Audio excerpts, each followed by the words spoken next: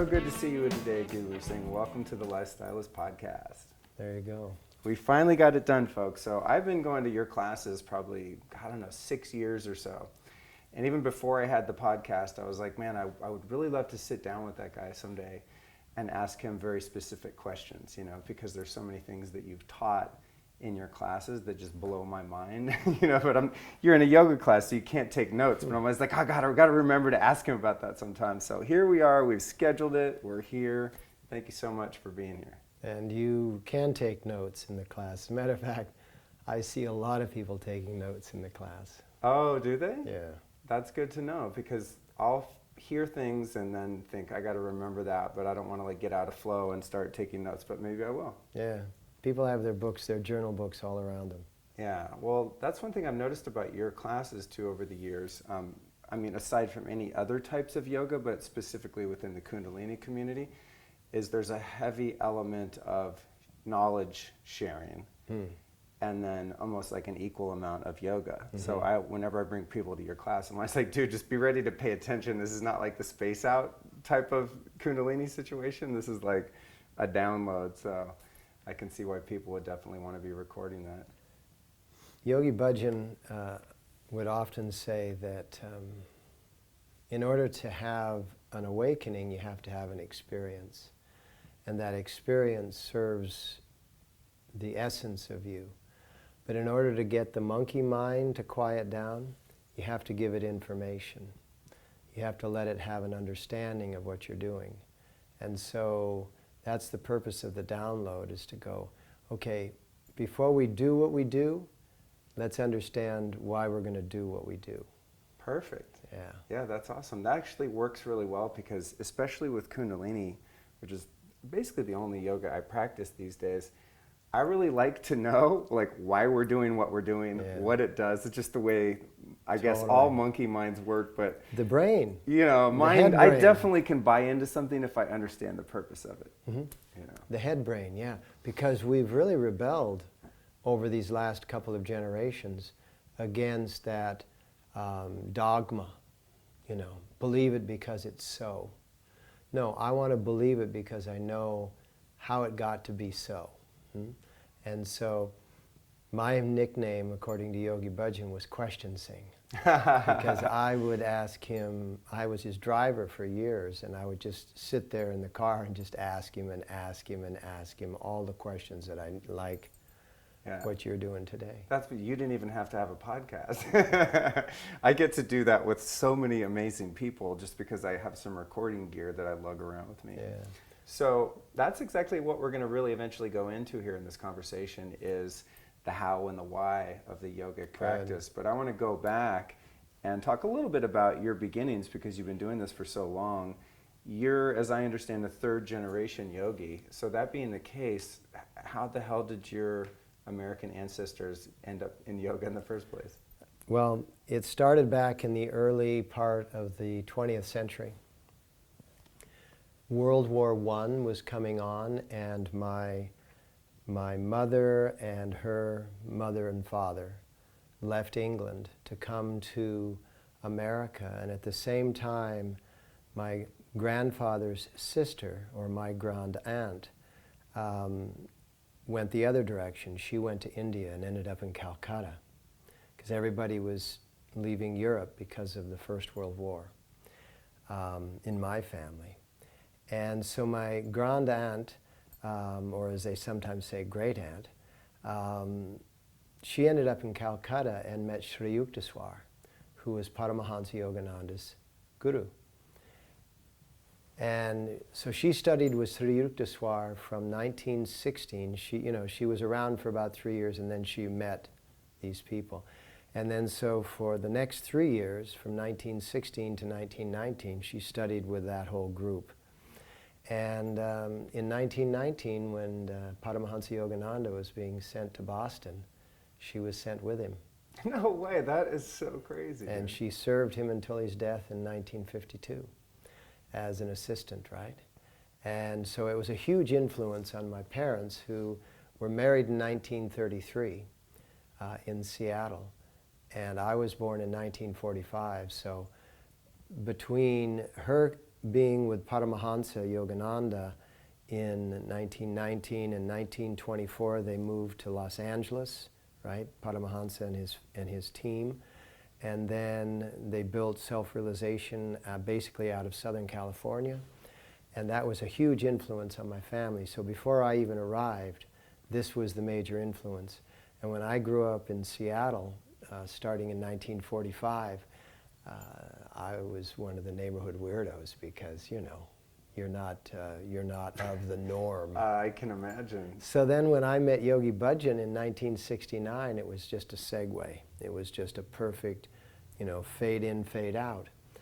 Because Kriya Yoga and Kundalini Yoga, all revolving around the same principles of raising that energy through the spine, it was a natural. That's crazy. So you obviously have looked at the karmic implications of how fortuitous it was for you to have been exposed to that, right? I mean, that doesn't just happen to your average Joe. Yeah, I went to a palmist about a year ago with our son. We were that was our birthday present, was he and I had a date at a palmist. And this palmist it's Dr. Sachi.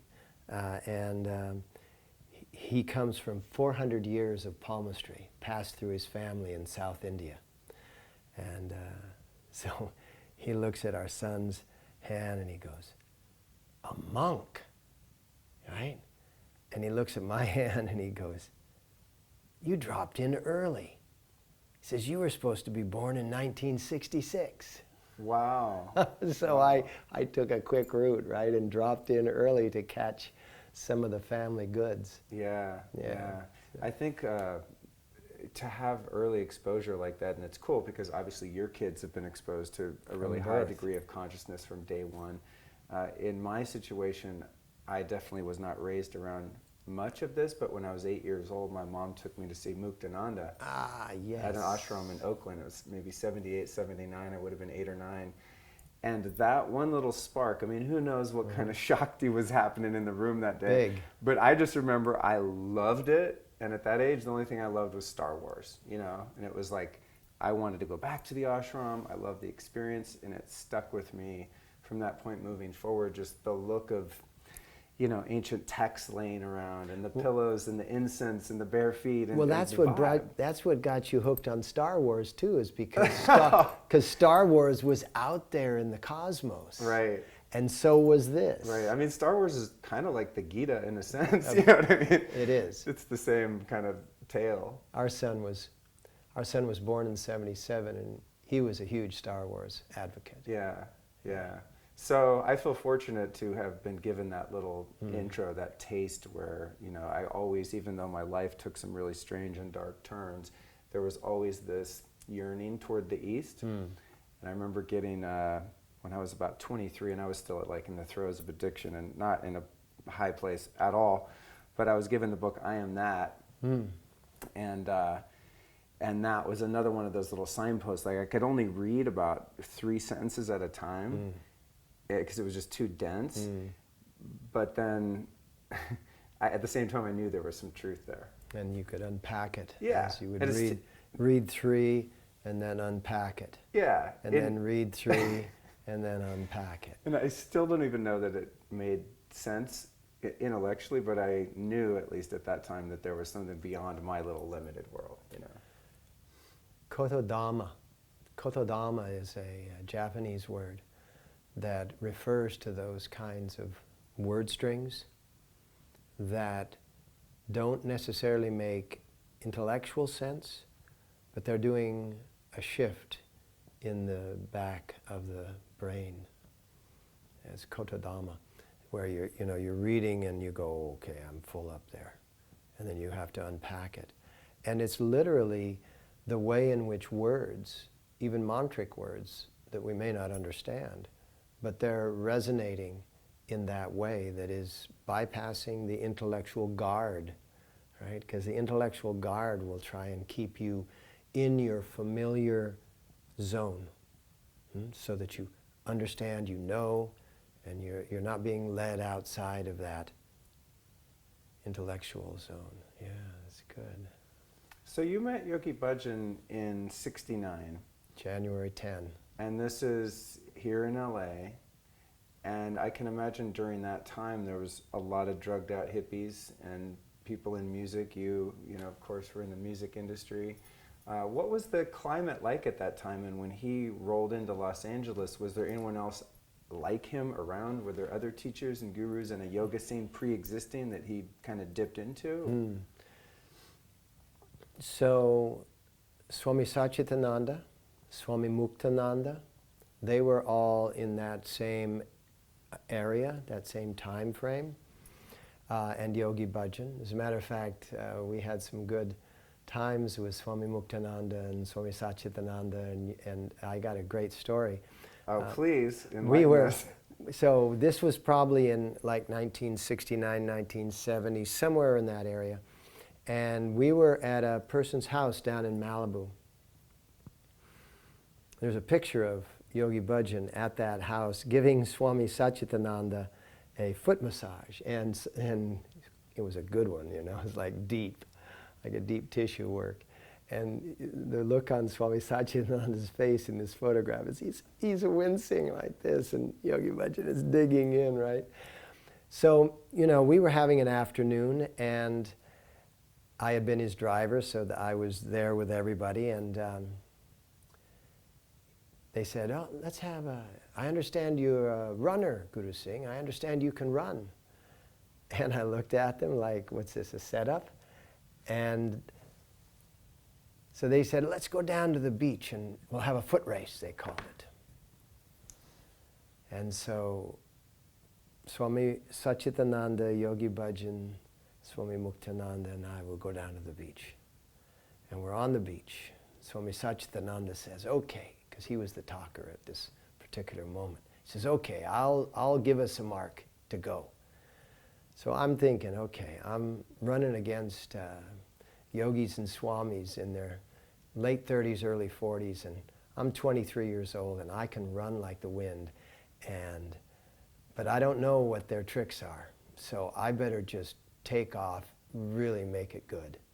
So, on your mark, get set, go!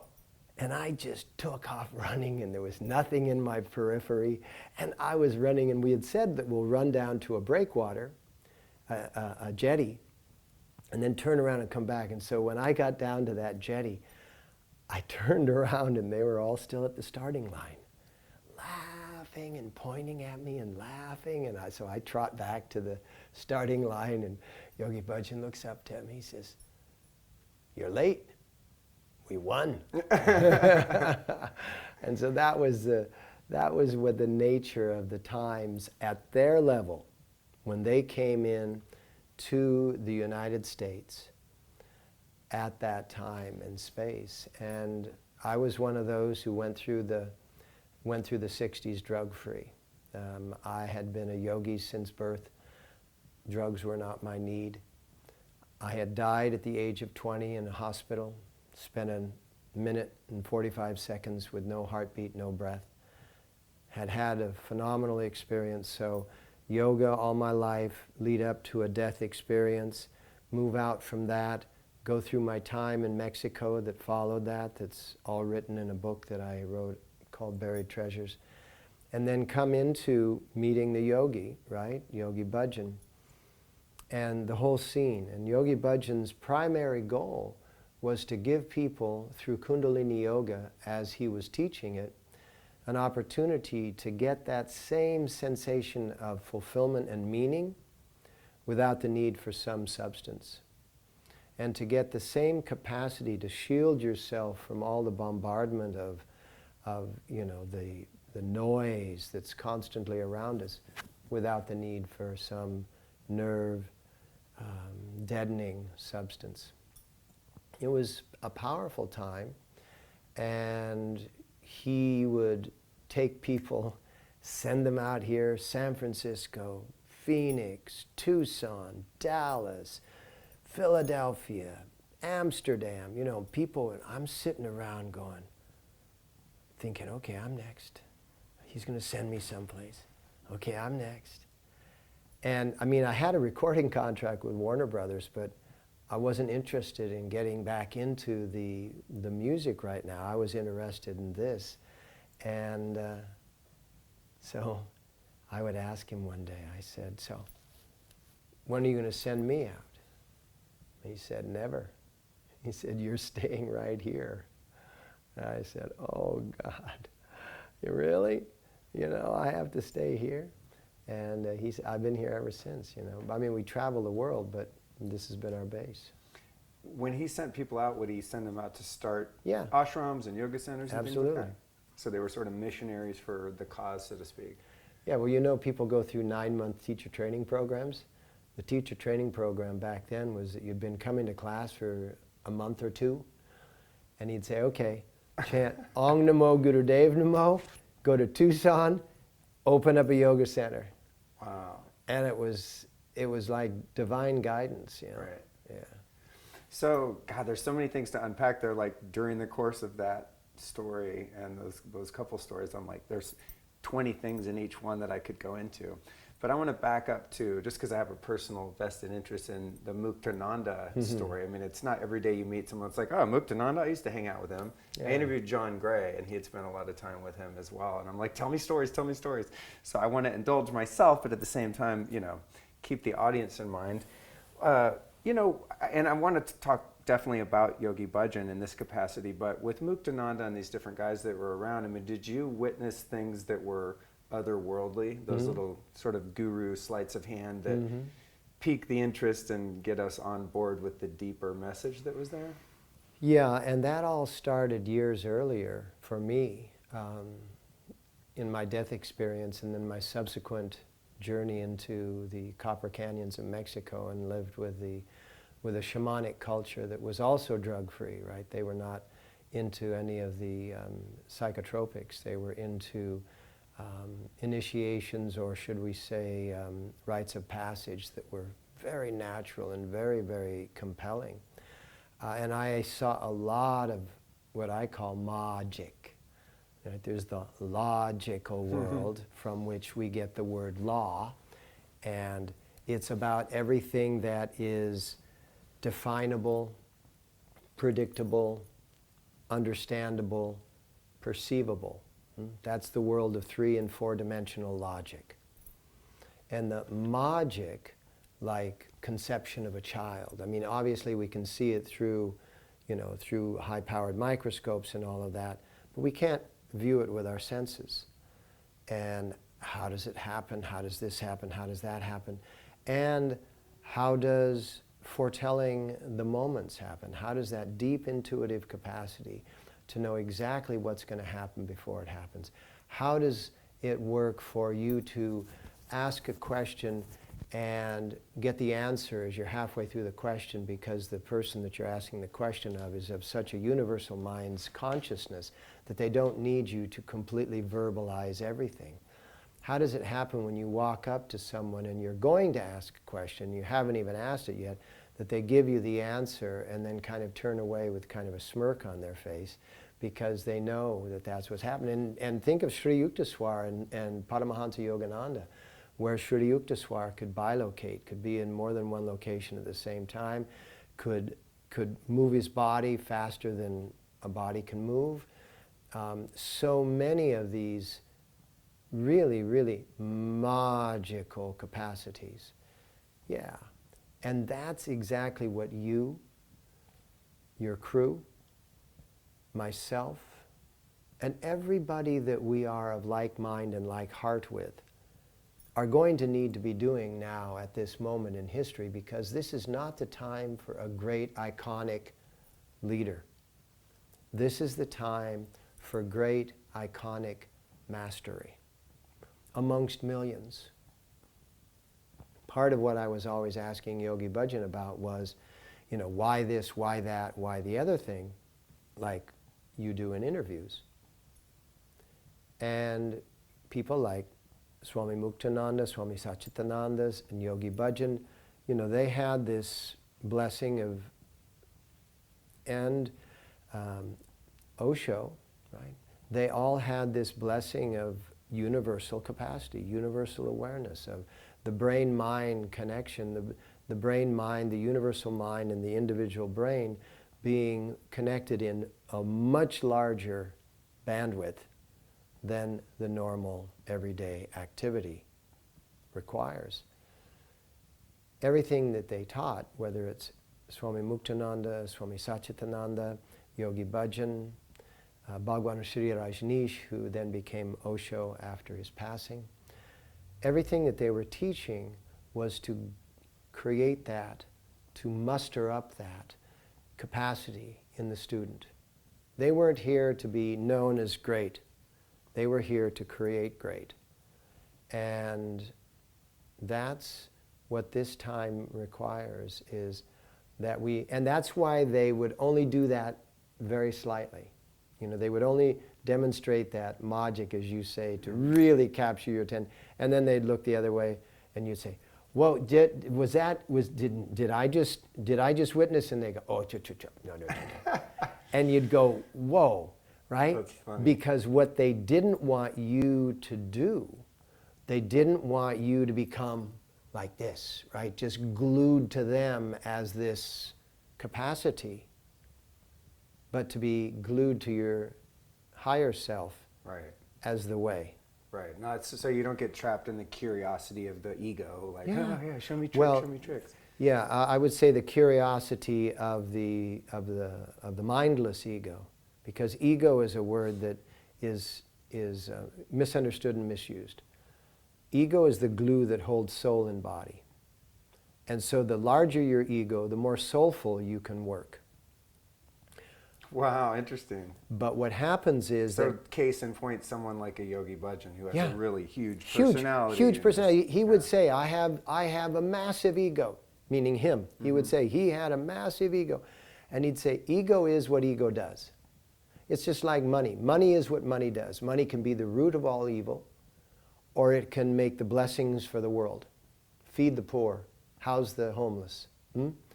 And so money is what money does, ego is what ego does. So this whole thing, I'm glad you got there, this whole thing about be egoless, be desireless, you know, all these crazy things. Yeah, good luck This with is, that. this is, yeah, Yogi Bhajan gave us an exercise once. He said, okay, everybody just exhale. So we all exhaled. He said, now hold it.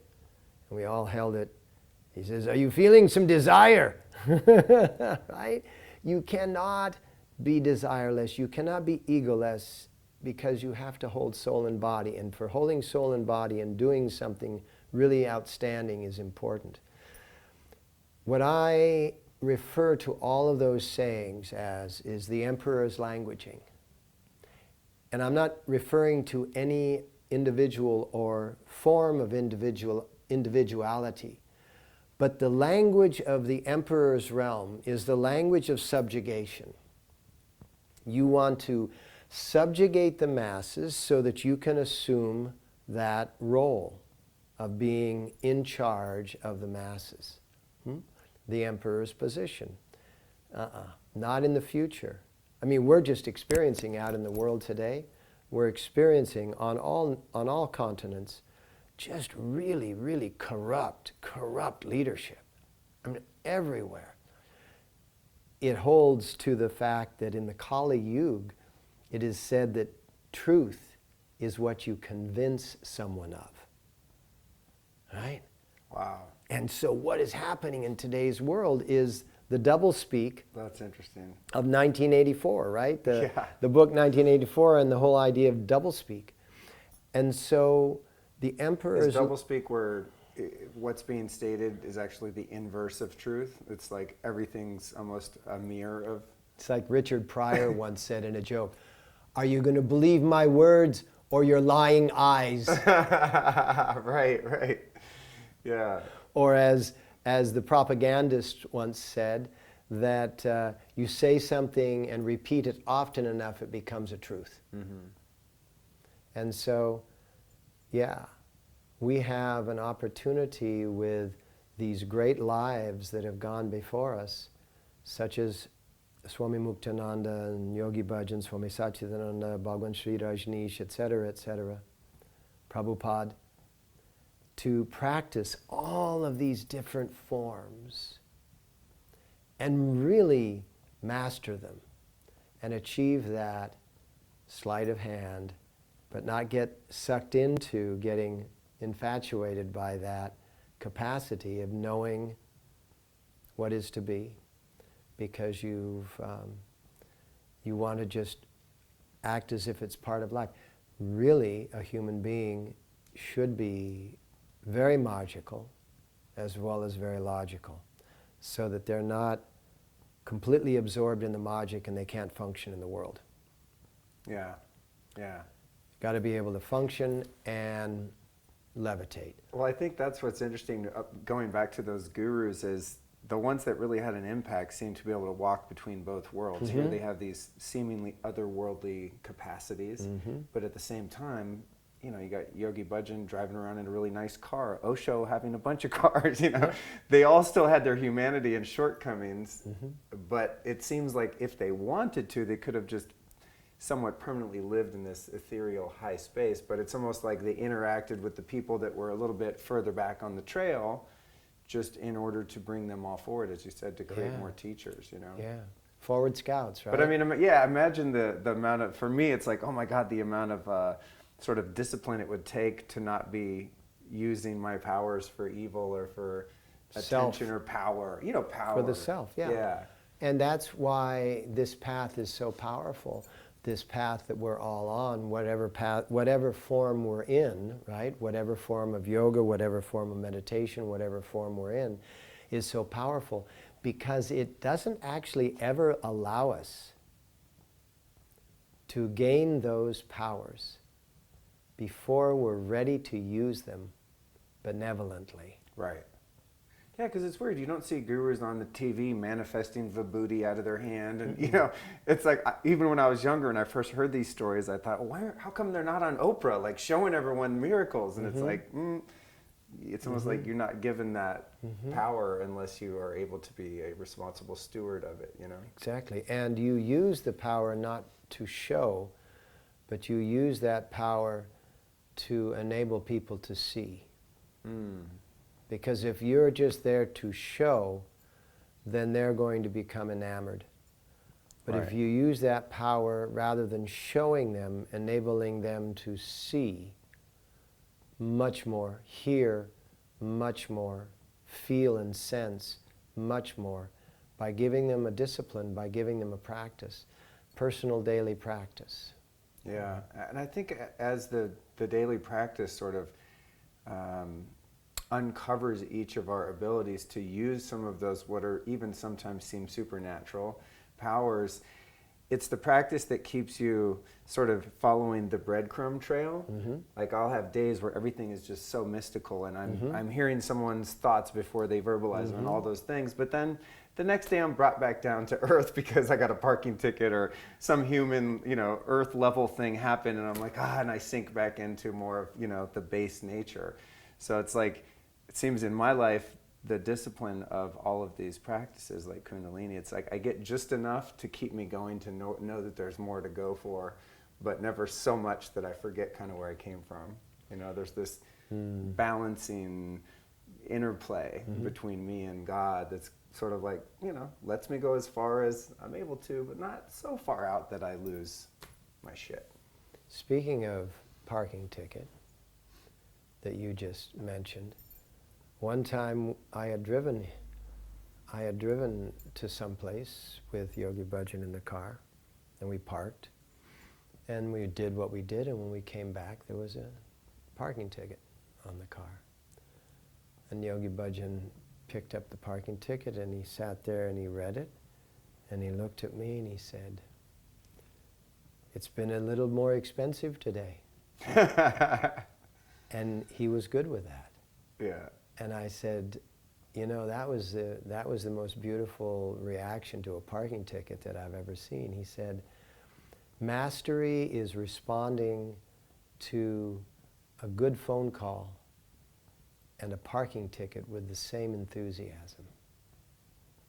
He said, what we'll do when we pay this parking ticket is we'll pay somebody's wage, which will buy somebody's food, which will give somebody clothing. Said everything is the same channel. It's all making something good.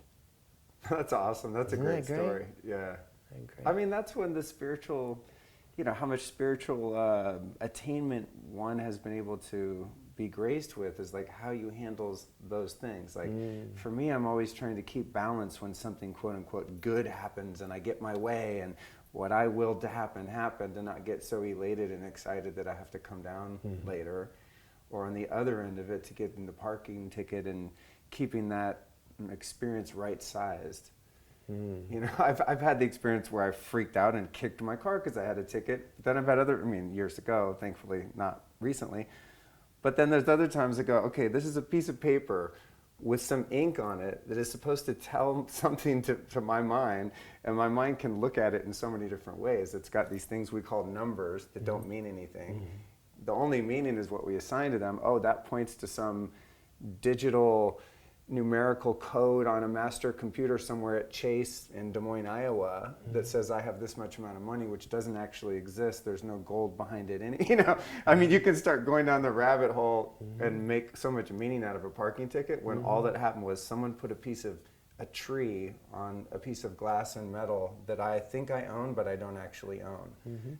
You know what I mean? There's a piece of bark on that windshield. That's what it is at the end of the day. Yeah. But try getting the mind to, Not try, practice. Yeah. Practice, yeah. So it isn't like how much pain or lack thereof we experience in life. I mean, isn't it totally dependent on our perception and how we contextualize things? Yeah, the Buddha said that existence is suffering. Not that existence causes it, but the fact that we exist means that we have separated from the total. We are the Atma of the Paramatma. We are the soul particle of the total soul. Like as they always use the metaphor of the bubble in the ocean, right? We are a bubble on the surface of the ocean. But we are still the ocean. And one of the things that the Buddha also said was anything experienced fully turns to joy, because the base, no matter what color you paint your walls, they all come from the same base coat, that same base. So you go to the paint store to buy a gallon of paint, and he brings out base, or she brings out a gallon of white paint. It's the base. And then they put a squirt of this and a squirt of that and a squirt of something else, and they shake it up, and it becomes this incredible color that you put on your walls. So within every color on every wall is that base coat, that base color. The base of all physical matter is ease. Any disruption or variation of that ease is called dis-ease. The base in the emotional body is joy. And any other emotion experienced from that is a disruption of joy. So if you experience whatever emotion you're having and just allow yourself to experience it fully and keep experiencing it, pretty soon it starts to dissolve and you get back to joy. It's like you talking about the piece of bark on the piece of glass connected to the piece of rubber connecting to the metal, When you boil it down to that, all you do is smile and laugh, right? It does. It makes everything... But when it's fully packed and it's all compressed together, then it has this entire different meaning which we attach to. And those are the attachments that the yogis called Maya, the illusion. But the non-illusion is that ease is physicality, joy is emotionality, knowing is mental, the mental base is knowing. We know everything. If we would go back into the base of our brain-mind conveyance, that connection between your brain, gonna have to edit that, between go back to that point between your brain and the universal mind. It's like a computer connected to Wi-Fi, connected to the internet. Type in any question, you'll get some answers back. You don't have to have the answer on the computer itself. You have to have access to the total. When you learn to quiet the mind, the brain-mind connection, that's when the brain has access to the total mind. And that's when you know everything. One thing Yogi Bhajan once said, and it's actually taught in all of the teacher training courses, never say, I don't know. Yeah. Never say, I don't know, because it's a lie. Wow. You do know. You just have to figure out how to access. You have to know how to ask, then you have to know how to receive. And the way you ask and receive is that mental body of knowing. And then the spirit body, right? The base of the spirit body is liberation. So you have ease, joy, knowing, and liberation. And it's said that, well, what is love?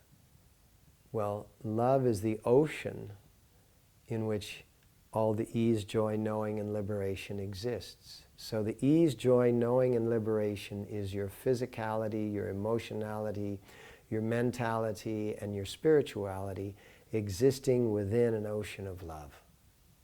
And when you feel that none of those is complicating things, none of those is threatening you, you feel safe.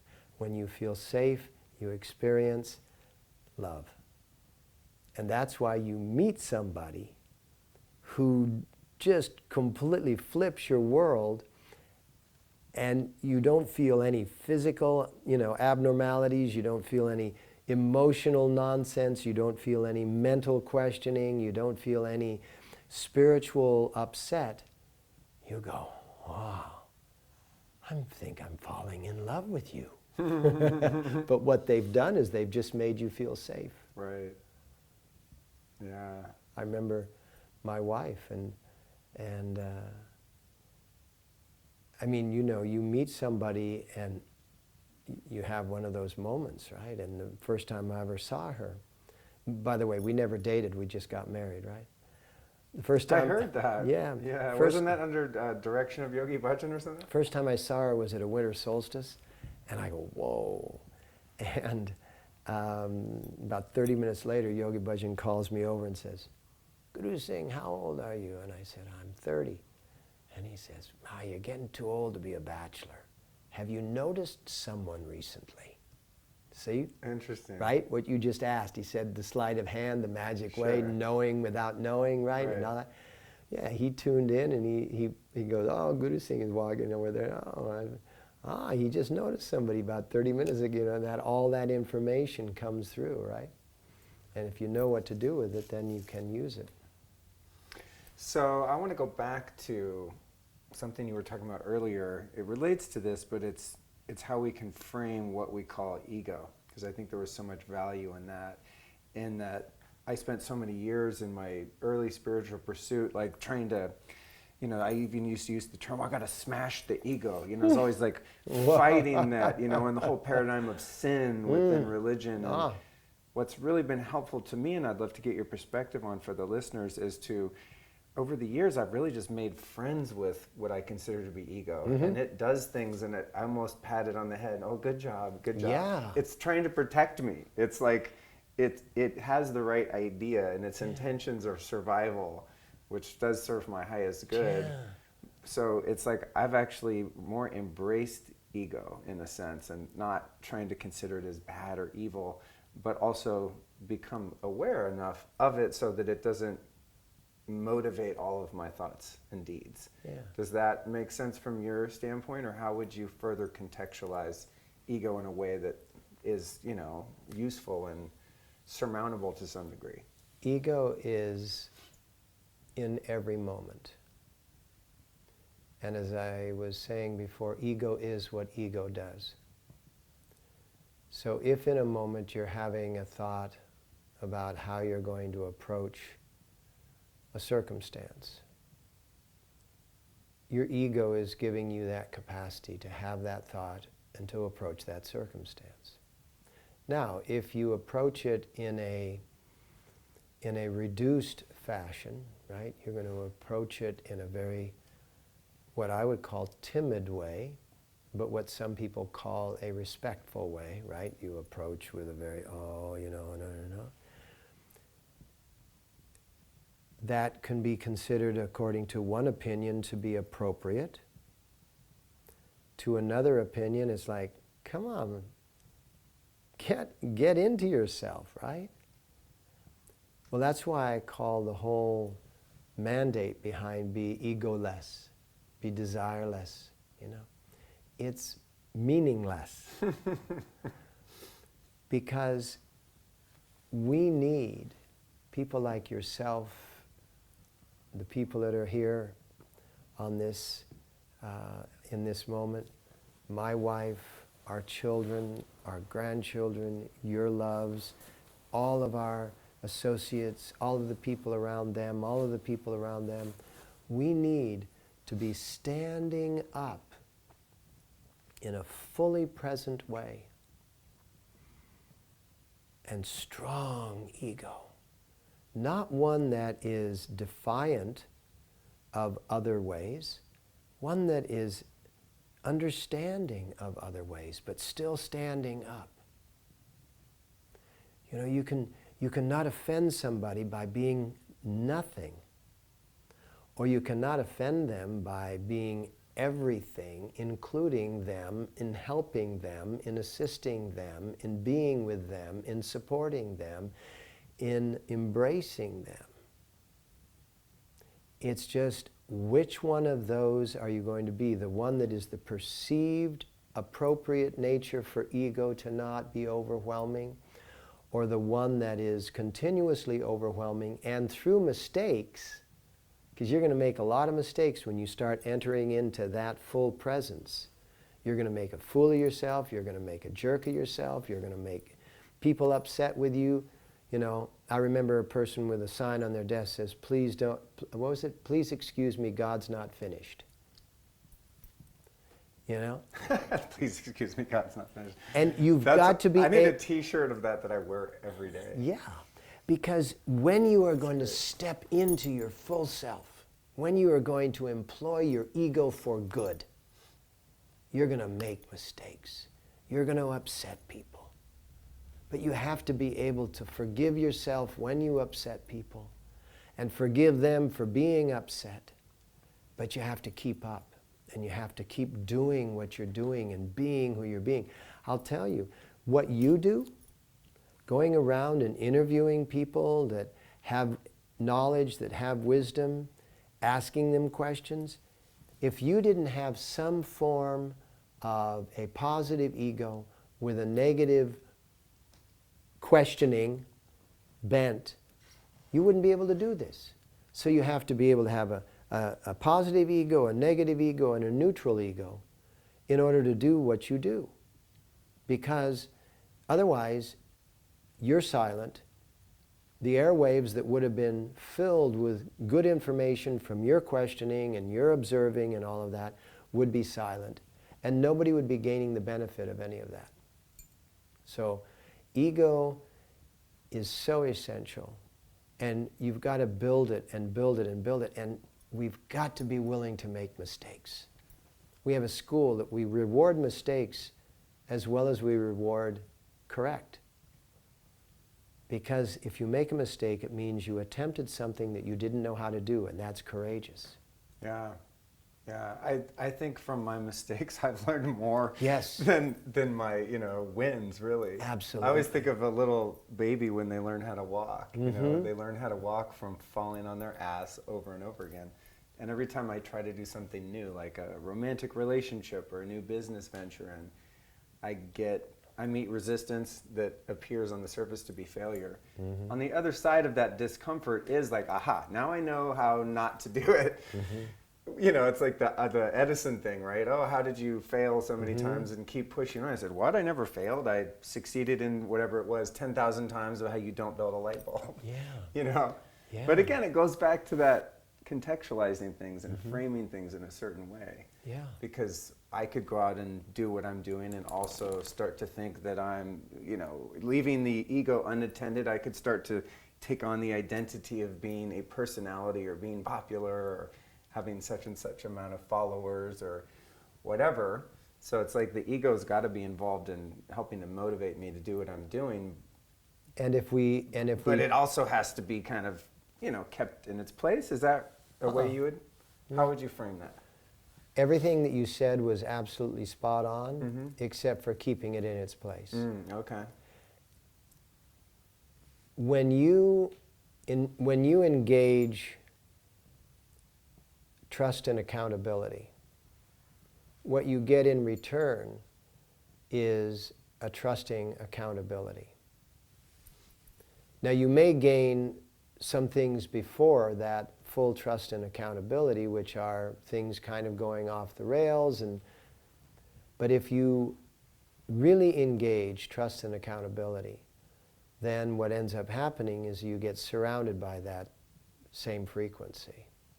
So if you start to believe in the intelligence of your body, you start to believe in the intelligence of your emotions, you start to believe in the intelligence of your devotions, you start to believe in the intelligence of your total construct of the ego, then what ultimately happens is you end up with everything working in harmony and concert. It's called a self-organizing system. Your physical body is actually, right from conception, it doesn't have something telling it what to do. It is a self-organizing system. So from that single cell, it divides, it divides, it divides, it divides, and what is behind all of that division is the programming in the DNA. So why, once we're born with trillions of cells created in numerous systems that are all functioning in harmony, why would we think that once the child is born, that somehow it doesn't do the right thing? Somehow it is going to run off the rails. Because everything that gave you your body, that gave you your emotions, that gave you your mental capacities, that gave you your spiritual awareness, all of that is a self-organizing system. So for us to sit in the midst of all of that and say, oh, I got to control my ego, I got to make sure that I don't do anything wrong, it's like, who is that character? Sitting in the middle thinking that this whole universe operating as perfectly as it does, with planets and suns and systems and galaxies and universes and megaverses beyond the universe, multiverses beyond the megaverse, how can we think, I got to control my anger, I got to control my ego? It's foolish. So an important component of that whole thing is called forgiveness, which means to give yourself forward to the present moment from a moment that's already been enacted in the past. So not hanging on to old moments, give yourself forward. So you're doing what you're doing and you completely mess up. Fantastic. Like you said, Thomas Edison, I'm 1 point closer to the result, right? I love that. Yeah. I love that way of thinking. Yeah. So say, oh, I won't do that again, or if I do it again, I'll do it again. I'll need to learn it again. Yeah. In terms of negative emotions, you mentioned something earlier, how we always have access to this state of bliss, something to the effect, right? I'm going back a little bit, but I have to cover this. And, oh yeah, I know, we were talking about the parking ticket, and a few thoughts away is like, oh my God, this is so ridiculous. Who cares? No problem. I'm super happy. It's the best day ever when you're able to sort of frame that. When one experiences negative emotions and it's something that's acute, like, rage or sudden fear or something like that, or even a traumatic loss, say the death of a loved one or something of that nature, a breakup, those big moments that seem to happen all in one instant, would you say that the fastest way around a feeling or a situation like that is through it? How do you deal with a pain or a loss like that, or a really powerful, what we call a negative emotion? Like, how do you dive into that and just allow that to transmute it into a place where everything's okay again? I give it I give it time. I give it not time, I give it a time. Not just confined to a time, but I give it its time. So I'll say, okay, I'm going to work with this grief, or I'm going to work with this anger, or I'm going to work with this information that I'm dealing with at 4 o'clock tomorrow morning. I'm going to work with that which is troubling at 3 o'clock tomorrow afternoon, or 8 o'clock this morning. So I'm going to set aside some time that I can actually sit and process it. And I can process it through breathing it. I can process it through singing to it, a mantra.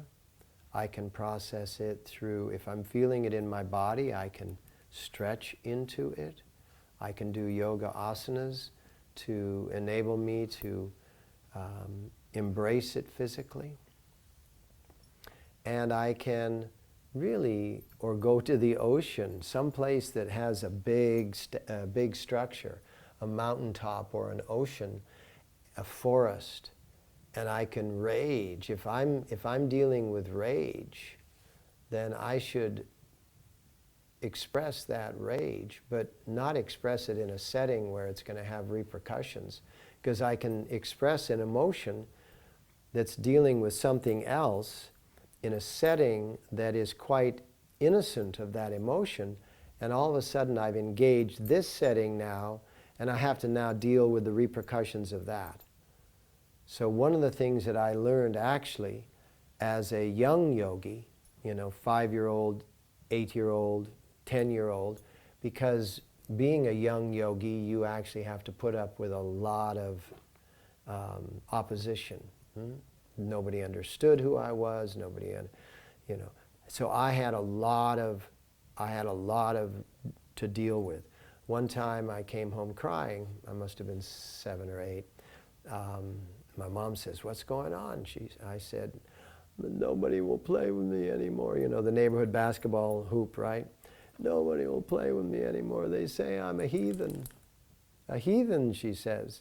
"Well, let's find out what that means. Go get the dictionary." And it was back in the day when the family had the dictionary, right? Sure, the big family dictionary. And brought over the dictionary, and we open it up to H, and we look down to heathen, and we read it, and she says, "Yup, you're a heathen. Now you go out there and you be the best heathen that ever existed." Right? You go out there and you just be a heathen of heathens. And that all of a sudden completely disassembled the negativity of the word. All it means is that a person who believes or doesn't believe a certain way, captured by the emperor's languaging. Right. And it wasn't that we didn't believe, it was that we practiced a different way. And you know that a word for 6 and 7-year-olds that is coming out like heathen didn't come out of their brain, it came out of their parental talk. Sure.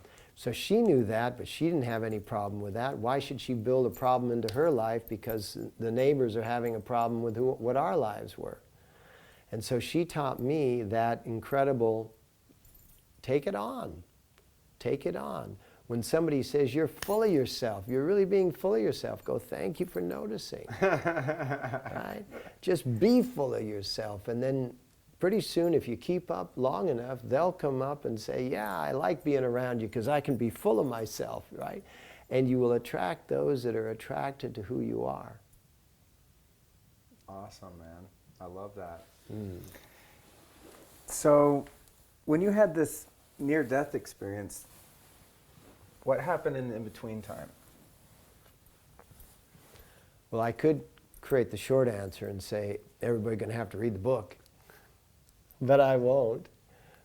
You should read the book that describes the whole thing. But what happened in the in-between time was that because it wasn't my time, right, the subtle body had not left the body, that it was a time when the body was in dormancy. for that minute and 45 seconds, while my spirit body, led by soul body, was out getting some renewal courses. And the interesting thing is that I was born in 45, and the Palma said, you were supposed to be born in 66. This happened in 65. So it was like I died to be reborn in the time when I was scheduled to come in, right. but I had dropped in early to capture all of that from, Sri Yukteswar, Paramahansa Yogananda, and all the family members. And what happened in that minute and 45 seconds was that I was beyond time. So to me, it was an elongated sensation. Could have been days, weeks, months, years. Really didn't have that definitive timeline on it. And I went through a process of reintegration, repurposing myself behind my desire in life. What was my desire in life? What was I to do in life? And I, immediately after that, I blew off the draft board in a very psychotic way. What'd you do? I just did what you should do when a group of people are stripping you naked and trying to order you around to subjugate. Just go stark raving nuts, and they'll figure you're beyond what we can use. And so that was always my plan. That's exactly what I did. I went stark raving nuts, but not with that. Like at a recruitment center? Yeah, no, it was at the draft center. I was in for my physical, and they had us all stripped naked. They were horsing us around. They were giving us this and that and the other thing, to weighing us and this and that, making us sign stuff. And all of a sudden, because there was no way that I was going to serve in somebody's army to go kill people that hadn't done any wrong to anybody, right? The bottom line is that this you're is Vietnam. Vietnam. Yeah. And I just reached out into the cosmos and grabbed that psyche from the cosmos, and I became that cosmic psyche, which did not fit in that room. And so I went running through the room with all things going out of my body, blah, blah, and what you can read about that. And they tackled me and put a straitjacket on me and locked me up in a room and started questioning me, and I was just not to be known. Because what they were about wasn't what I was going to be about, and there was no way we were going to get from point A to point B in that system. And they just, whoa, because you can take over a system, and that's actually what we all have to be doing. And I don't mean going psychotic, because that's good for certain small-scale operations. But for the large-scale operation, we don't go psychotic, we go cosmic. So we all realize, with big ego and big benevolent intention, we all realize that we are who we are. Like the song, I am who I am, that is that. And we end up becoming so big and so bold within ourselves that there's nothing that can contain us. We're like the Kundalini yogis. We're like the yogis of 1,000 years ago, when the Mughals that had invaded India were trying to subjugate the masses, and they realized they couldn't subjugate the yogis, and that's when they said it was illegal for yoga to be taught openly and publicly, and Kundalini yoga particularly.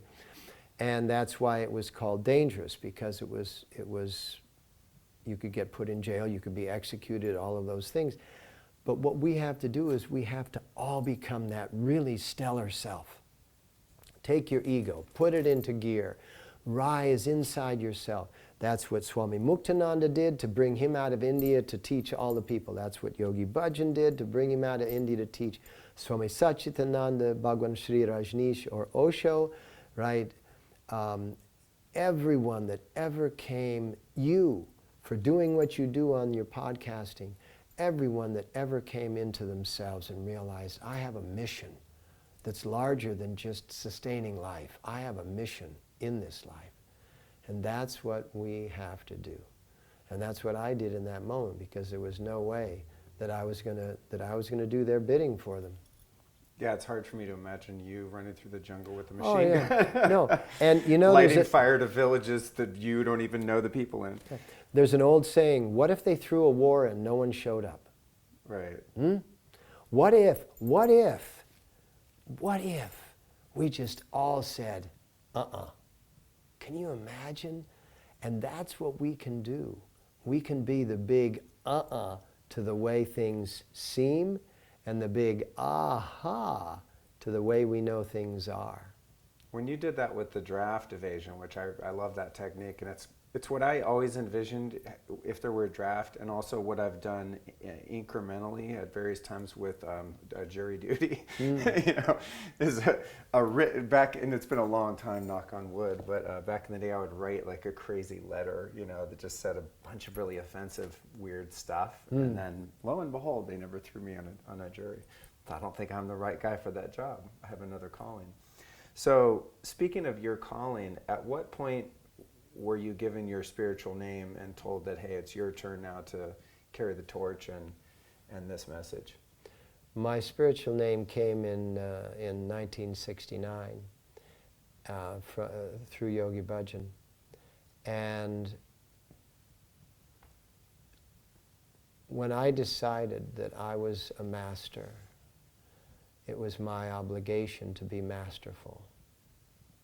And that's what the obligation of everyone is. No one is here to tell you that now it's your time.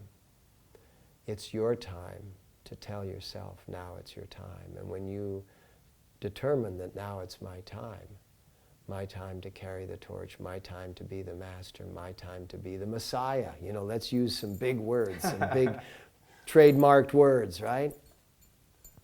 Jesus never said he was the way. He said, I am the way. Not this. He said, I am the way. In French, the word for I am is je suis. And that's where the word Jesus comes from. Comes from I am. So when he said, I am the way, he meant the I am, which is in everyone, is the way. Was it your mom that gave you your love of language from, going in the study and pulling out the dictionary? I noticed in a lot of your teaching, you'll make these sort of word pairs and break down words a lot like that, much like you just did. Is that where that habit came from? I think it came through Sri Yukteswar and my mom and dad. And then Yogi Bhajan. He re-emphasized it. I learned it when I was a small child from my mom and dad, who had learned it through the lineage of Sri Yukteswar and Paramahansa Yogananda. And then it was Yogi Bhajan who said, yeah, this is a good way. Because he loved it too. He loved breaking down words. And etymology and the removal of etymology, the removal of Latin and Greek from the classic languages, from education, that's how we know how things came to be. The removal of art and music from education, which is the way of knowing how things can be, is a removal of two ends of education that give what is left in education no place to go. Wow. So you remove how everything came to be, and then you remove how every possibility and imagination can be, and now you've stuck a person in the center of that process with no place to come from and no place to go to. So they're isolated, they feel alone, they can be ordered around. Wow. And that is not a human lifestyle, to be ordered around. Would you say that in some places on Earth right now, the education system has been engineered expressly for that purpose? Because it sure seems like it. Absolutely. No, I mean, and let's forget about, I have a book title of one of my books that I'm going to say, and I won't put it in the podcast, but it's basically theory. This conspiracy is a fact. So, blank theory, right? Add the blank word, whatever you want to put in there. Blank theory. This conspiracy is a fact. There is no theory about this conspiracy. Conspiracy means people conspire. In other words, they spire with each other. They spire with each other. They put their effort, which is what spire means, they put their effort with each other into an activity. And it's not bad people doing bad things. It's people doing things. And what do people do? What do little tiny babies that have never been trained? They eat their own elimination. They eat their own poop, right? They have to be trained that it tastes bad. They have to be trained that it smells bad. You can't smear that on your, you don't do that, right? The bottom line is that people are being trained and somebody has to stand up. And it's you, it's me, it's all of those like us. Because we need millions of messiahs on earth right now. And we're in the process of creating them. Your podcast going out to all these people, I hope it inspires them to say, well, yeah, me too. Me too in this really incredible way. I mean, let's face it. There's this whole sexual thing that's going on earth right now with all of these people coming out and saying, yeah, I was assaulted and I was this and I was that. And yes, that stuff does happen in a society that doesn't have a higher level of understanding and capacity. And what we need to do once we get all of this kind of settled down, and I'm not saying to crush it, I'm just saying, let it come up, let it expose itself, let it do what it has to do. But then we have to go to the backside and go, okay, now how do we train a society so that that's not the norm? Because it's not just the norm in the entertainment industry. They're saying it, now they're bringing it out on Wall Street, they're bringing it out here, they're bringing it out there. It's been in education all along. Come on. I mean, college professors, high school teachers, this, that, and the other thing. I mean, it's been going on forever. What we have to do is okay, now is the age of exposure. But now we have to have the age of alternative. And that means that we have to show people how they can become their full self. So when they're lost in one of those very troublesome moments in which they think that if they can be aggressive against somebody that appears to be less strong, weaker than they are, that they don't go, oh, let me take advantage of this. And rather than let me take advantage of somebody weaker than I am, let me see somebody weaker than I am and say, let them feel safe. Let me then nurture them within that safety so they grow into their strength, so that they become equal to me, so that I don't have to feel like I need to dominate people. And that's the big lesson that's coming out in all of this exposure, whether it's political exposure or sexual exposure or economic exposure. That's what we have to bring out of it, is that yeah, there's a big corruption going on in the world right now. How do we produce a future without that corruption? We need to contain the corruption. We need to deal with the corruption. But we have to put a lot of energy also into the future that doesn't have that corruption. Yeah, it's interesting to watch the proliferation of media and reality now, and all of these things that are coming to light. There's all of this darkness, but then there's also what we're doing right here that's equally as available to people. I mean, you can go on podcasts all day long and get all of the spiritual information needed for 1 million lifetimes in a couple days. Yes. And so it's like, it's interesting to be at this time versus going back, as you say, when Yogi Bhajan came and taught here, he was forbid by his tradition, and I guess would it be the caste system or whatever in India, that this information is only for this group of people. A few people, yeah. Right? And now it's like all information is for all people. Yeah, I mean, I'm sure there's still many tips of the pyramid that we're unaware of, but a lot of this stuff is coming unraveled, and all of these quote unquote conspiracy theories turn out to not be theories, but in many, and I would say most cases, it's a fact. Yeah, they're conspiracy facts. Yeah. You look at the JFK stuff that's coming out now, even, it's like, well, duh, we've all known this, and we're still not getting the whole truth, but nothing is as it seems, and I think even your average person is becoming aware of that. to some Yogi degree. Bhajan was told when he said he was coming to the West, to the industrialized West, to teach Kundalini Yoga openly and publicly, he was told, you'll die within a year. His response to that was, great, it'll be the best year of my life. I picked him up on day 366, right? 1 day past 1 year. I picked him up on day 366, and he slides into the car and he says, good morning, Sat Nam. I knew it was bullshit. I go, what? What is?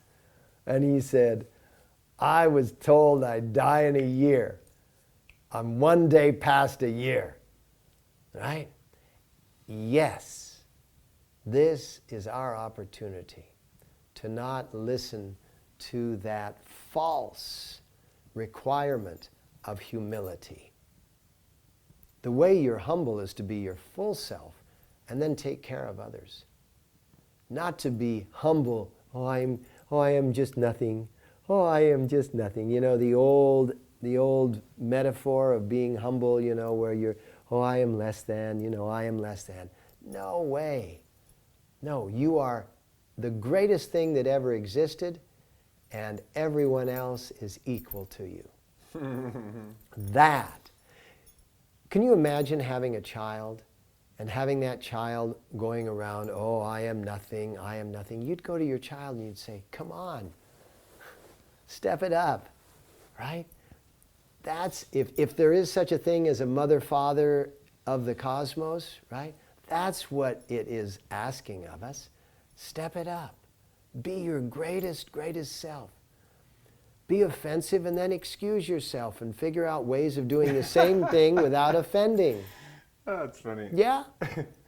One of my favorite principles is always ask for, it's better to ask for forgiveness than permission. You know that one? That's a really good motto, Yeah. for one's life. Yeah. Pushing the envelope. In the positive sense, In of the course. positive. Yeah. Have ethics. I mean, I do that Have sometimes. integrity. But push the envelope. I think about that with like recording sometimes, because I'll show up with my, some of this media equipment and things like that, and I'll have the idea, I guess I should ask someone if I can do this or if I can do that. And anymore, I just start unpacking my gear and filming and recording until someone in a, uniform comes and tells me to stop. And what's funny is most of the time I find if I have the momentum, they might even ask me about it and then just let me keep doing it because it's harder to stop me once I'm in motion. Exactly. You know what I mean? Exactly. So set precedence. Yeah. Yeah. So going back to the Kundalini thing, because I had actually a lot of questions in mind about this particular practice, so I don't want to forget them, but I love the direction we've gone.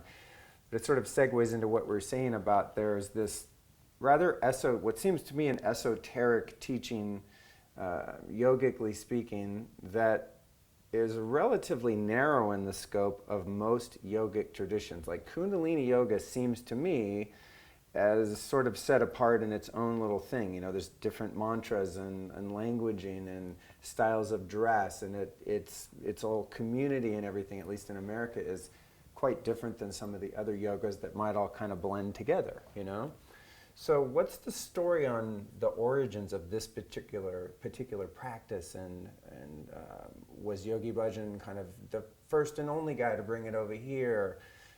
Were there other teachers in India left behind that took it to other places in the world? Like, what's the story with this particular sect of yoga? The reason it's called Kundalini Yoga as taught by Yogi Bhajan is that he, in his awareness, when he first came here, he was basically kind of like a dowsing rod. He was experiencing what was needed in the industrialized West. And Kundalini Yoga, as taught by Yogi Bhajan, he always said was a highway, where there's a lot of city streets that you can get somewhere. The elevated highway is how you get there more rapidly.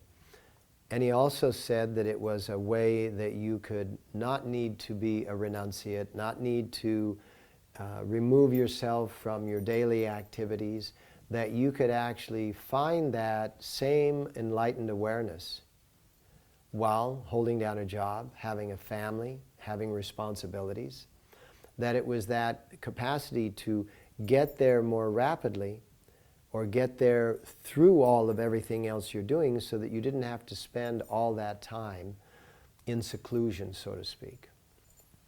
So what we have is that he was able to teach any number of the 22 forms of yoga, and he decided,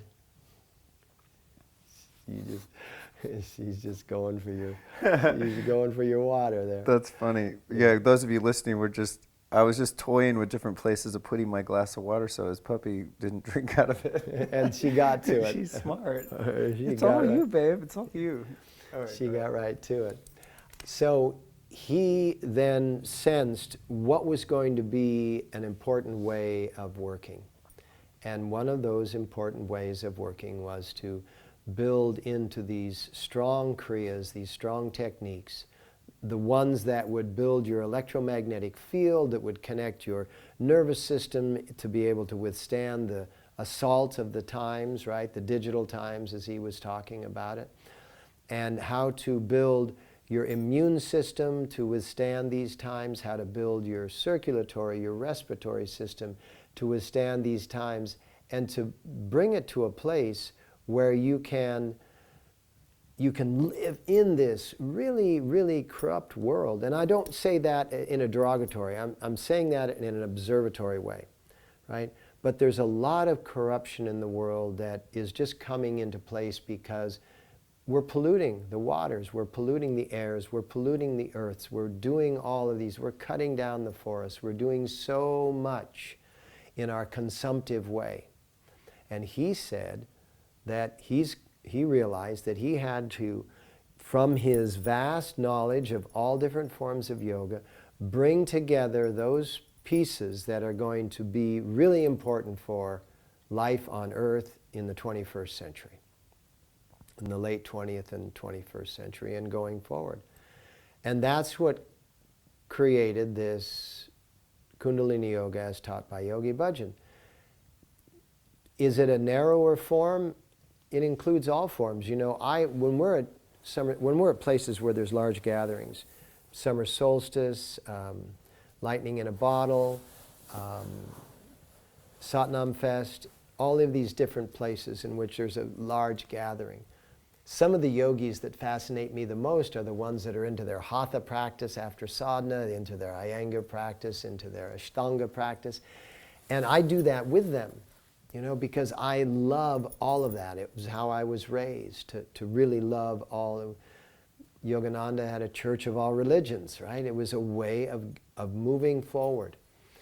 And so, I mean, the dress is, I'll be quite frank, I wrap my head. I don't cover my head. I wrap my head, because when you wrap your head, if you take a towel and wrap your head, you know, you can feel like it sucks your energy right up there. And so when my head is wrapped, it's when I feel my strongest. And you know, these are pajamas. What we wear in India, they're called pajamas. You know, kurtan churidas. They're pajamas. And so I spend my whole day in my pajamas, which is cool, right. Which is really cool. And because I teach so much yoga, you're most comfortable, you know, sometimes it's kind of hard to do yoga in blue jeans. You know, you can't stretch because the fabric catches you. And so we wear, you know, simple shoes, we wear very loose-fitting clothing, or if we go to Lululemon, I guess we're in tight clothing. But the bottom line is that it's the way we look and the way we dress is because it's really comfortable and really accentuates the energy. And the reason that we oftentimes dress in white is that white is the combination of all the colors, so we're not influenced by any one of the colors more than we are by all of the colors. And so there's a technology behind everything. But we're not then saying, this is the way. Wrap your head because that's the way, or wear white because that's the way. No, we're able to work in the world because this is how we live, and then we're going to teach you tools that are going to get you through the world, and whatever of those tools you want to use in your daily practice is perfect. You know, those are the ones that are meant for you. Those are the ones that will work for you. Well, I think that's something that appealed to me about Kundalini classes in the beginning, and yours might have been the first one, if I'm not mistaken. I don't even know if I knew what it was at the time at Yoga West. But I've never been put off by spiritual dress and incense, and like I'm all in with the silk pillows and flower, you know, like I can go there. But I also usually end up I'm wearing all black in a Kundalini class. And after going for a while, there's something I noticed about you and some of the other teachers, that I've never been like looked at sideways because I'm not like fitting the part of a classic, you know, Kundalini yogi. I've never been told how to speak, even how to do maybe if something in a Kriya is incorrect, it'll be corrected. But, you know, other than that, you can lay down if you just want to rest. There's not like a strict sort of policy for anything, and I find that to be appealing because it's very inclusive. Like the whole Kundalini thing, from the outside, one could be like, oh, it looks culty because everyone's wearing turbans and white, but once you're kind of around, it's the most open, free-flow, rule-free kind of yoga community you can imagine. Yogi Bhajan once said, showing up is 90%. Right. How you end up after you've shown up, that's the other 10. But showing up is 90%. And that's the most important thing, is that no matter what you can get out of, you know, think of it in terms of digestion. We all take in a bunch of food. Our bodies don't use it all the same. And so when we're sitting in a yoga class, if laying down on the floor is all that you want to do in that moment, you're getting exactly what you need in that moment. I can remember one time I laid down in one of Yogi Bhajan's classes early on, and somebody came over and tried to correct me. And Yogi Bhajan looked down at the corrector and said, "Are you kidding me? He's here." Yeah, right? So with this, as you said, technology, and I used to be baffled as to how something so seemingly not technological could be labeled as such, and I want to get into that. But as you say, Yogi Bhajan took different elements from different yogas and kind of compartmentalized it together in such a way that created a very specific method by which one could awaken that energy and operate then in the world using that, but still be part of the world, the householder sort of power.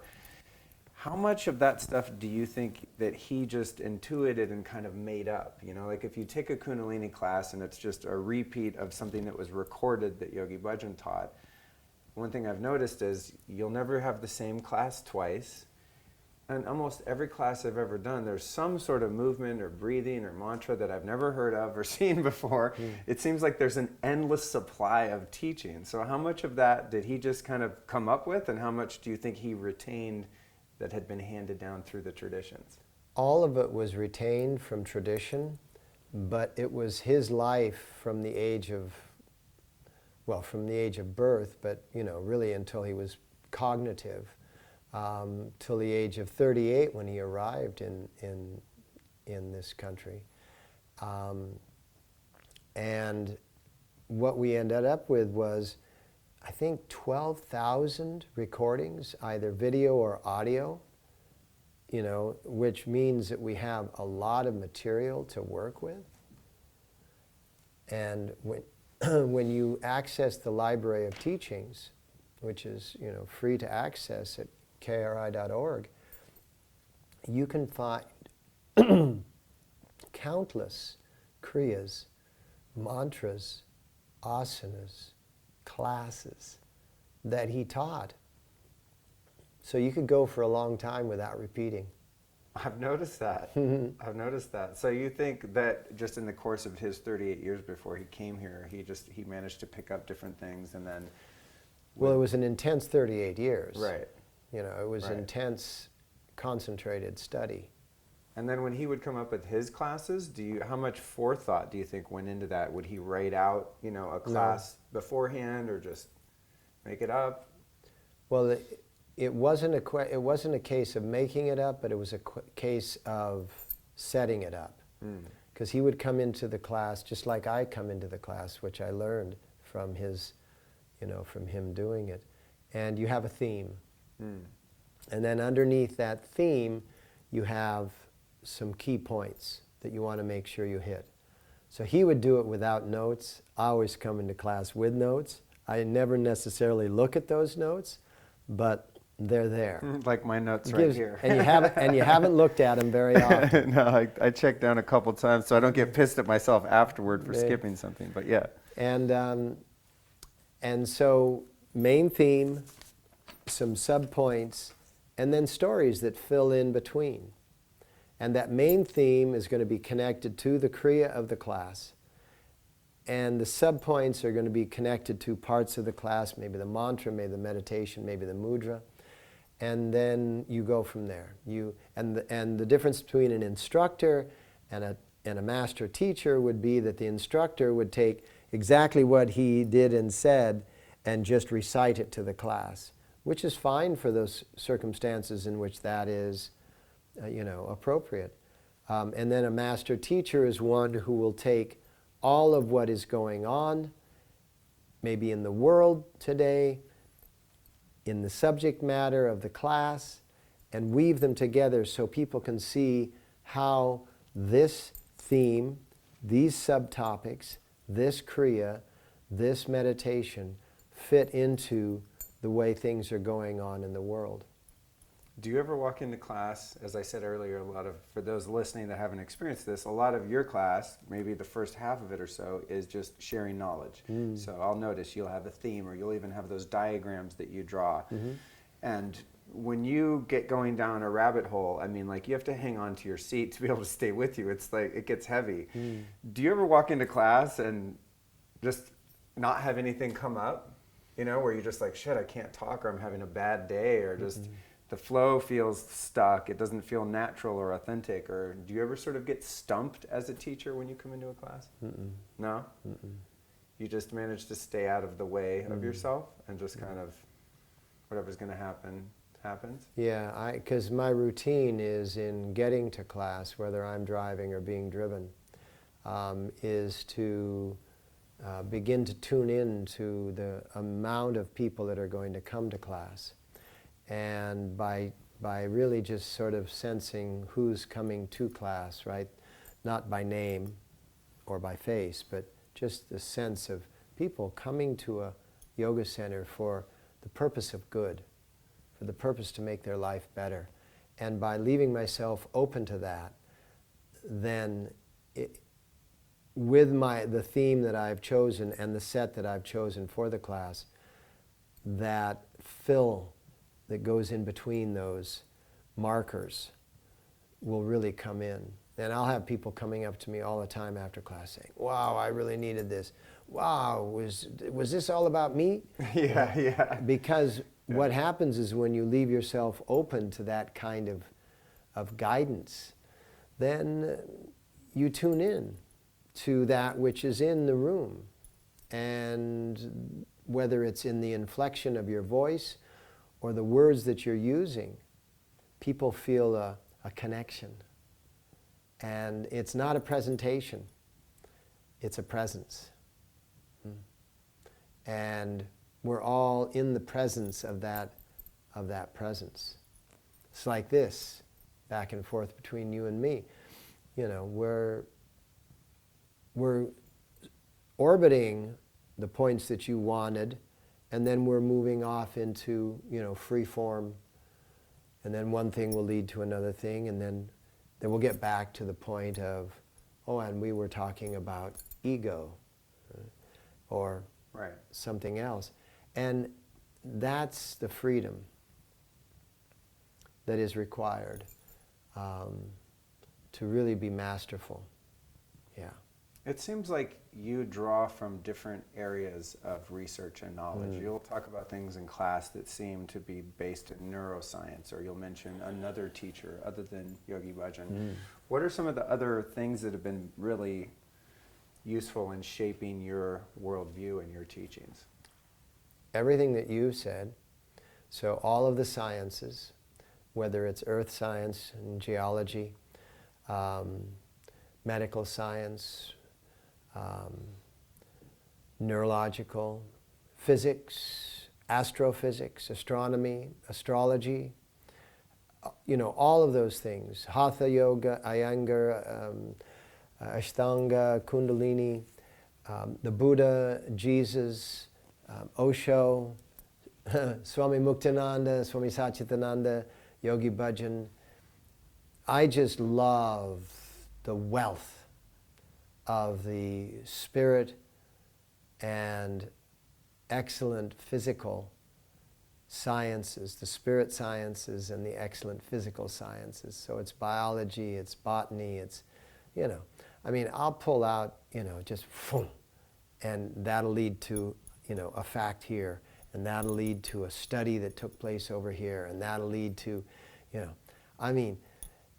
even in the speculative area of like Atlantis and Lemuria, I'm following this speculative train of thought, and then I have an intuitive download, and so I'll express that intuitive download, or I'll write about it in my daily writings or in some of my books, and then it'll be confirmed by something, that's out there, that's actually been studied and double-blind studied and all of this stuff, and I'll go, there's an example.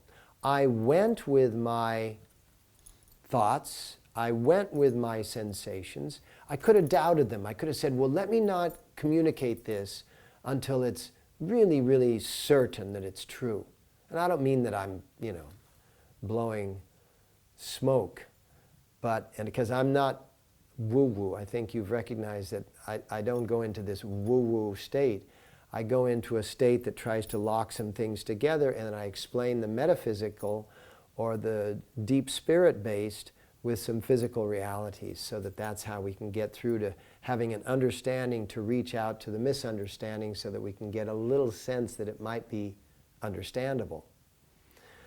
And if I didn't, and I look at these things constantly where I'll be going along a stream of thought, and I'll teach a whole series of classes for a month on this particular stream of thought, and then 2 years later, there'll be this whole realization or revelation of these studies that confirm that stream of thought that came from a tiny little seed, and I just expanded the bejeebers out of it. Right. And I'll go, if I'd have doubted, I would have hesitated. And if I'd have hesitated, right?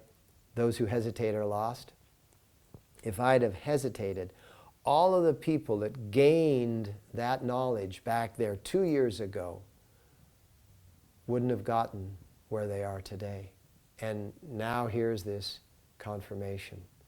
So I really deeply trust and account for the download that is happening based around the lens of some magical, logical components. But then I let that lens shine a whole bunch of information. Something just came to mind in terms of something that's intuitive or a yogic tradition, and then science started catching up later on. It was the idea of cold showers. Yes. Kundalini yoga, every yogi and yogini in Kundalini takes cold showers. And all of my biohacker super nerd friends in the past couple years have been getting into ice baths and cryotherapy and all this stuff, which I'm really into, and been doing that since I was a little kid, really. Yes. Cold plunges in the woods and things like that. So there's an example, right, of you could ask a yoga teacher, why is he telling me to take a cold shower? This makes no sense. And then you have study after study after study of the effects of cold temperatures on the nervous system and immune system, etc. And the getting up early in the morning. Yeah, that part I'm working on. And the whole circadian clock. Right. I mean, circadian clock is a medical scientific fact. They've studied the various glands and organs, and they know that they operate at their optimum. And now, they never knew that there was this thing called pineal. They knew that the pineal gland secreted melatonin, which is the keeper of your time, your body time, your biological timing. But they also then started to realize that this superactivity of the pineal gland, and they called it pineal. And now there's all these studies coming out that, holy mom, it's actually DMT. It's Wow. dimethyltryptamine that's existing inside the brain. Now, taking it from the outside and putting it inside is an overload, and it takes you out into this region. Yes, it does show you some of the deep essence of what is, but if you overload and if you depend upon that overload, now you're not going to do the work. So it makes you spiritually lazy. Right? But inside your brain, inside the pineal gland, this thing that they've been calling pinealine for all these about 40 years, is actually DMT. And you can access that when the pineal gland is most active, which is if you've been horizontal between 1 and 3, and you've been vertical between 3 and 6, that's how you get the pineal gland to activate. Is this why morning sadhana is at Yes. 3 in the morning? Yes. That's amazing. Yes. Because that DMT, I've never done exogenous DMT personally, in the form of ayahuasca or something like that, or toad, juice that you Toad smoke venom, or whatever. Toad venom. Yeah. But I have had many occasions at 3 a.m. in practice or otherwise where through different yogic Kundalini breathing techniques, I've gotten out of my goddamn mind in the best sense. Yep. Like on a natural high. Yep, And yep. in every class I do, I'm almost like, man, I hope we do some of that breathwork stuff because, I'm a former drug addict. It might have something to do with that. But I really like the yogic practices that allow you to see a glimpse into another state of consciousness. Yes. But I like where you're going with that you become spiritually lazy if you sort of cheat the system. And I've talked to a lot of spiritual teachers about plant medicines and all this stuff, and no one's been terribly pro or con, but they mostly have an underlying view that while it's fascinating to go in and take a snapshot of a room, that it might be best to work your way through the wall and move in there all the time, that maybe the well-earned path has a little more stability to it over time. What would be your view on that? It's exactly that. You can either watch a trailer, watch a movie, read a book, or have the experience firsthand. And some of the psychotropics are watching a trailer. Some of them are seeing the movie. Most people in life are just reading a book about life. They're analyzing life, explaining it to themselves, determining whether or not they want to do this or do that. What we do in yoga, and what most yogis do, is that we have an experience of life. We actually go out there and live the story. Some people need to see a trailer before going to a movie. And some people need to see a movie before reading the book. And some people need to read the book before having the adventure. And so, really what is happening here is that we're in a world where all of this is available. And so to get into the position of saying this is right and this is wrong is going to defeat the ultimate purpose. Eventually people will find their way. What we have to do as teachers is we have to create enough of an opportunity for people to find their way, whether it's online, in the room, however it's done, for people to find their way to their highest self, that they can then sustain that without having to take something to maintain it. And if it took getting them out of the social system to get into the adventure of discovery by having some experience, some experience on ayahuasca, some experience on this. But that's a dangerous game because some people's systems will be completely disrupted by it. And we have to deal with that as we're working as teachers. But what we have to put out there as teachers is enough of those moments that you just described But you hope that they do that breath work so that you can have that experience. We need to build those experiences so that people can have them. Whether it's done through physical exercise, whether it's done through mantra, whether it's done through breathing, however it's done, whether it's done through diet, whether it's done through fasting, however it's done. When talking about the science of Kundalini Yoga, I'm sure that it's a longer answer to really dive into than we have time for, but there's two things that I notice are prevalent and also very profoundly moving about this practice. One is the mantra and the vibration of sound that seems to always be going on, and then the other one is the various uses of breath. Mm-hmm. In a broad sense, how do those two things help to elevate our consciousness? Why are they so inherent to the practice? In the beginning of everything, back trillions, quadrillions, quintillions of Earth years ago,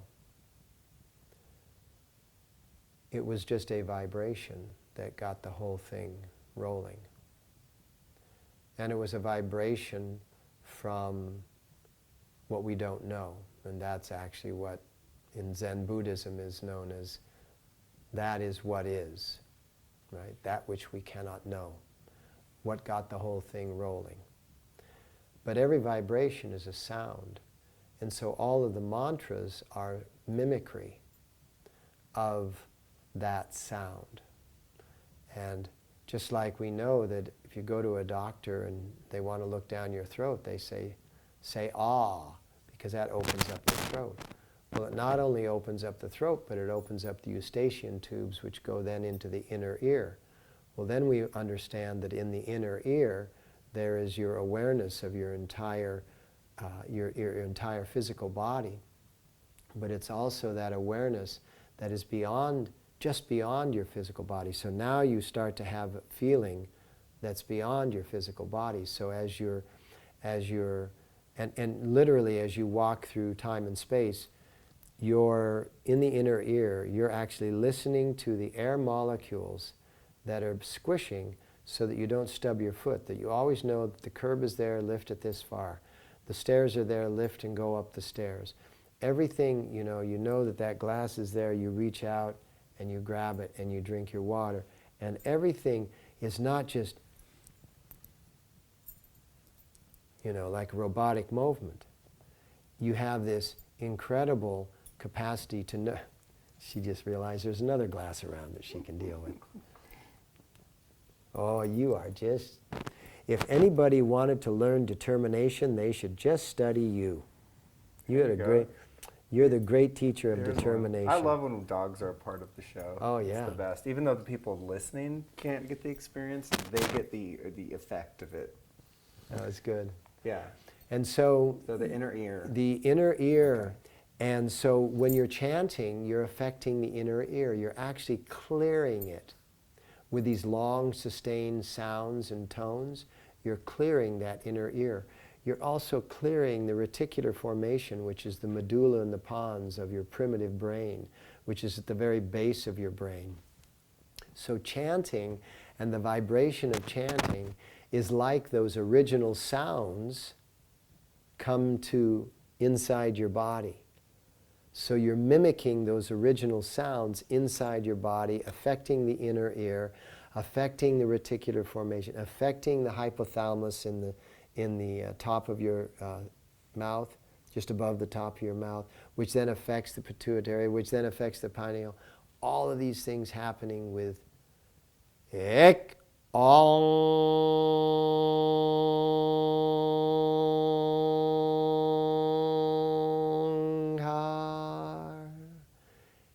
affecting that whole mechanism inside of you.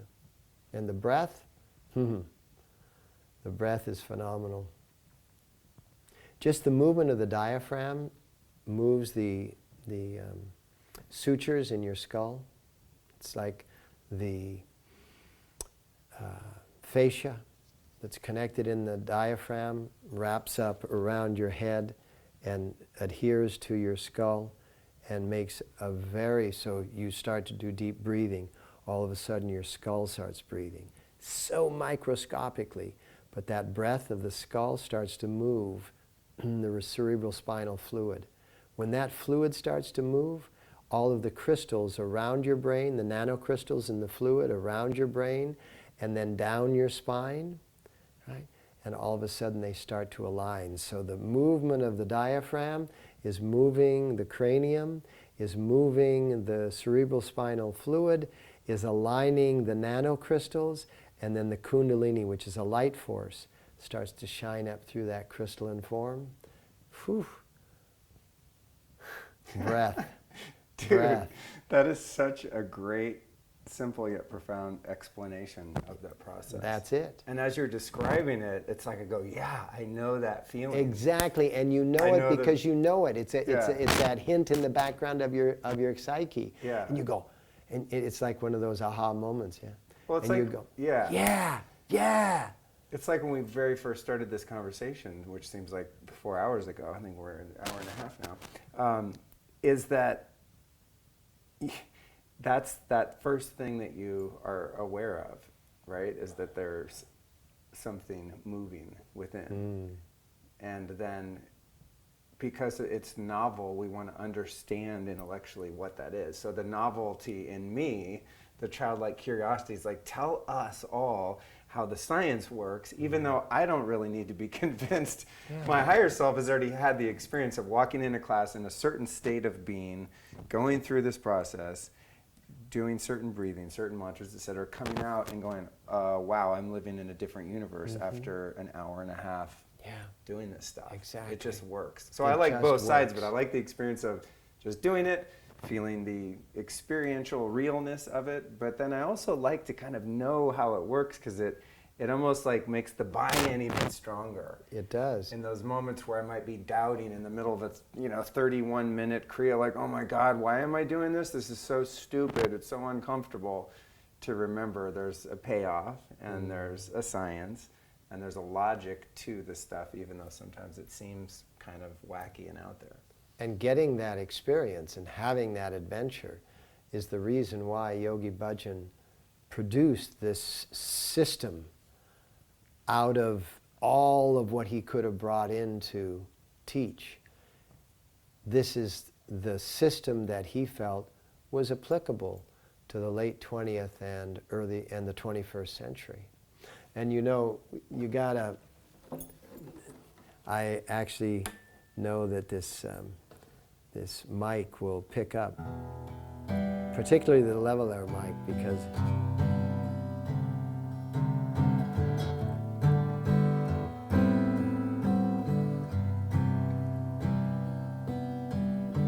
to be confident that the infinite will take care of it. We're so fortunate to be confident that the infinite will take care of it. We're so fortunate. And that's what we're talking about. You sit in the midst, confidence. There's another word, confidence. Fidence means faith.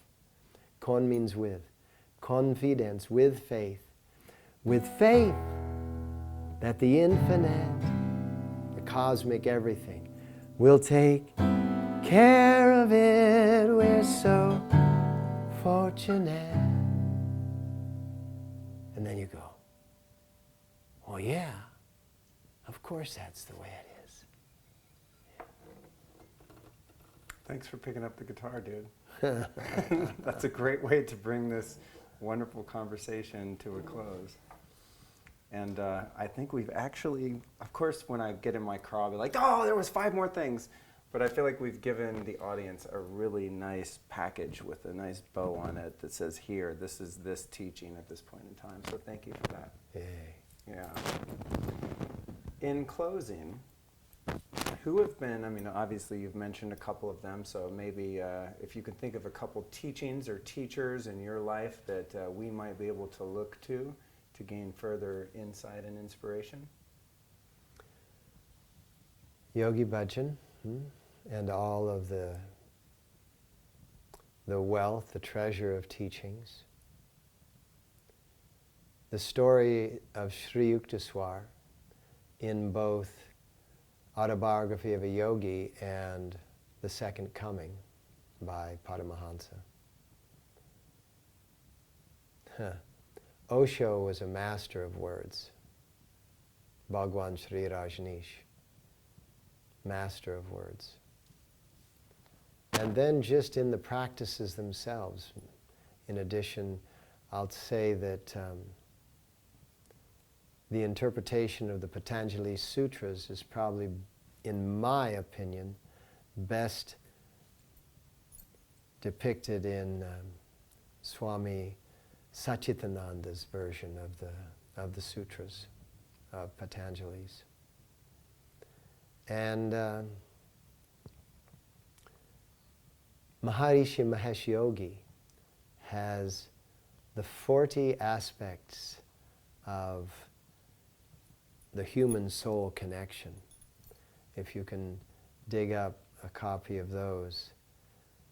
He was actually the one that saved the human pineal gland, because he was the one that asked for some doctors to come to India, that some neurologists that were thinking that because the pineal gland is only superactive in children below the ages of 7, once the adult teeth come in, the pineal gland tends to reduce its activity, except in the circumstances of schizophrenic.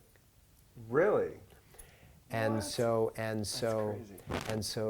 the neurologists were thinking, well, let's remove the pineal gland. And then, thank God, Maharishi Mahesh Yogi, the founder of TM, said, please come and study people who meditate. And so then they found that the pineal gland is equally as active in meditators, people that are serious meditators, as it is in the schizophrenic. So what is the difference between insanity and higher consciousness? And what they realized was that the difference between insanity and higher consciousness was the ability to ride what the Eastern thought called the dragon, what the indigenous shamanic thought called the stallion. So when you're able to ride the dragon or ride the stallion of that energy and stay on board and stay with it and work with it, now you're a spiritual master. If not, you're just an insane person. But it's the same energy that's driving you. That's a trip. And that also just, I feel even more inspired to keep meditating. Because I didn't actually know that piece. I just know life tends to be a lot better the more I stick with that practice. Yeah. The more you turn on your pineal gland. That's trippy. We actually... And I also avoid fluoride at all costs, too. Yeah. My wife and I were involved in Dr. Dharma Kulsa's study on the brain, where we would be in an MRI tube chanting and meditating and doing mudra. And what those studies have proven, double-blind studies have proven, are the mantras and the mudras in meditation stimulate particular areas of the brain. And when we came out of the MRI tube and they had studying the film, 5,000 slices per centimeter of our brain mass, they said, my God, the two of you have huge brains. And it was found that two things keep the brain from shrinking. One is speaking 3 or more languages fluently, or meditating for an hour minimum every day.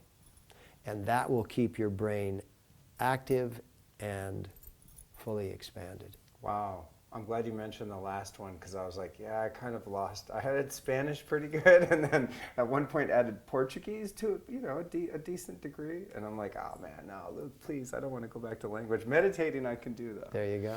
That's awesome, man. Thank you so much for that. And then lastly, where can we find your websites if someone wants to get an online course or come train with you, and all your social media? Give us all the stuff that you want to promote. So you can find it all through our website, which has just been refurbished. Our daughter is running our whole show. I saw that today. Looks really good. It's clean, it's easy to navigate. Gurusingh.com, Gurusingh.com. Through that you can get to all of our social media. You can sign up for our daily prayer that we send out, our daily writing that we send out. 350 words, I figured that out because that's 1,800 characters, because that was an Instagram maximum. Really? Yeah, and so it became an assignment that every day I would put out this much work, right?